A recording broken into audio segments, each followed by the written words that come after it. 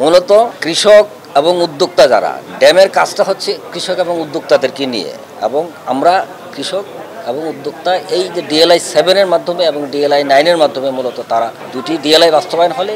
অবশ্যই কৃষক উপকৃত হবে। না, সেটা আমি বলেছি এই অঞ্চলে প্রায় বগুড়া অঞ্চলে প্রায় 1300 উদ্যোক্তা উন্নয়ন করা হবে এবং সারা দেশে প্রায় 20,000 উদ্যোক্তাকে উন্নয়ন করা হবে এবং 20,000-এর মধ্যে 60% অর্থাৎ প্রায় 12,000 হবে নারী এবং 8,000 হবে যুবক। বিকাশে কম খরচে ক্যাশ আউটের লিমিট বেড়ে 50,000, প্রিয় এজেন্টও 2টা।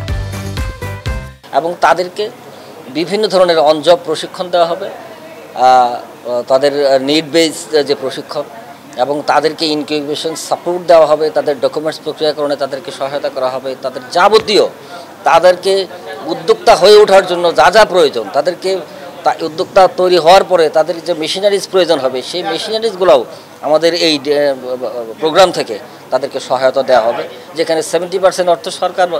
বা এই প্রকল্প থেকে বহন করা হবে, বাকি 30% কৃষক বা উদ্যোক্তা বহন করবে।